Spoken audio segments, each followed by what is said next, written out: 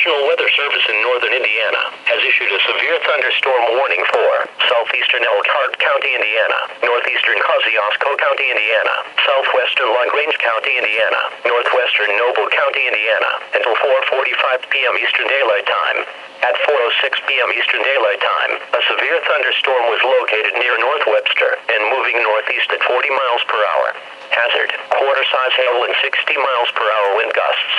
Source, radar indicated. Impact, hail damage to vehicles is expected. Expect wind damage to roofs, siding and trees.